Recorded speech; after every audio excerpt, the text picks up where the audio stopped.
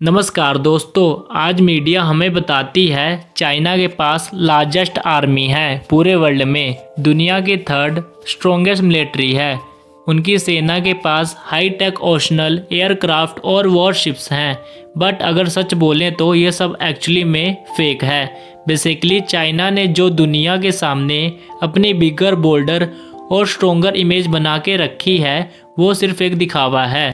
China के पास high tech weapons जरूर हैं, पर इनकी मिसाइल में फ्यूल की जगह पानी भरा हुआ है। Instead of rocket fuel, they're filled with water. China third strongest army वाला देश तो जरूर है, पर इनकी स्ट्रॉन्गेस्ट आर्मी के सोल्जर जंग के मैदान को छोड़कर भाग जाते हैं। मैदान छोड़कर भागना तो छोड़ो, इनके सोल्जर जंग में जाने से पहले ही बच्चों की तरह रोने लग जाते हैं। ये वीडियो देखो, जून 2020 का ये वीडियो है, जब चाइना के सोल्जर इंडियन सोल्जर्स से लड़ने के लिए जा रहे थे। आप साफ साफ देख सकते हो इनके सोल्जर कैसे रो रहे हैं, क्योंकि वो इंडियन सोल्जर से लड़ने के लिए जा रहे हैं। प्लस करप्शन तो यहाँ पर अलग ही लेवल पर है।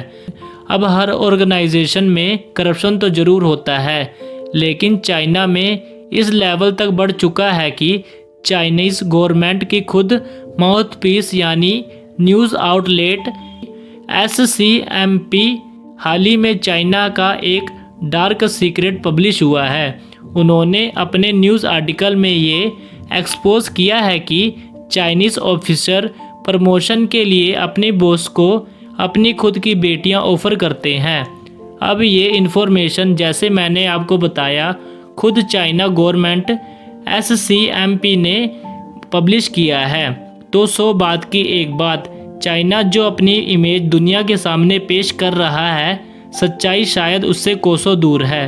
1962 में हम इंडो चाइनीज़ वॉर में ज़रूर हारे थे, लेकिन आज उसी चाइना आर्मी की रियलिटी दिखाने वाली कुछ और असल में कुछ और है, जिसे आज हम डिटेल में और फैक्ट के साथ समझेंगे। हम ये भी समझेंगे कि क्यों चाइना जैसे कम्युनिस्ट रिजीम को अपने मसल को फ्लेक्स करने की ज़रूरत हमेशा क्यों पड़ती है। Because as we know, communist regime mostly अपने मिलिट्री स्ट्रेंथ को बढ़ाने में ज़्यादा फोकस करती है। सो आखिर इसके पीछे वजह क्या है, इसको समझते हैं। चाइना के पास 500 से भी ज़्यादा RBMS, 300 से ज़्यादा ICBMS जो कि US से भी ज़्यादा हैं। चाइना जब भी चाहे उन्हें फायर कर सकता है, पर फायर करने पर ये मिसाइल फायर भी होंगे क्या, क्योंकि इसमें से आधे से ज़्यादा मिसाइल तो फेक हैं। 24 जनवरी 2024 न्यूज़ रिपोर्ट के जरिए US ने ये इस बात को पब्लिश किया कि चाइना के आधे से ज़्यादा मिसाइल्स पानी से भरे हुए हैं, और वेस्टर्न चाइना में तो कई सारे मिसाइल सिलोस हैं जो कि नॉन फंक्शनली है। मिसाइल सिलोस का काम होता है मिसाइल को लॉन्च करवाना, मगर वहाँ के आधे से ज़्यादा मिसाइल सिलोस तो काम ही नहीं करते। बेसिकली US के रिपोर्ट का कहना है कि काफ़ी सारे चाइनीज़ मिसाइल सिर्फ एक 100 पीस की तरह यूज़ किए जा रहे हैं। चलिए इसे एग्जाम्पल से समझते हैं। तो हाल ही में पाकिस्तान के एक रिपोर्ट के जरिए उनके बैटल टैंक्स में अचानक प्रॉब्लम आती है। 2002 में म्यांमार वॉर में आर्मी वेपन्स ने अगेंस्ट एयरक्राफ्ट को यूज़ किया, बट अचानक से 17 एयरक्राफ्ट को आर्मी ने अनफिट करार दिया, और वजह भी सिमिलर थी। ये भी स्ट्रक्चर और इंजन फॉल्ट की वजह से काम नहीं कर पा रहे थे।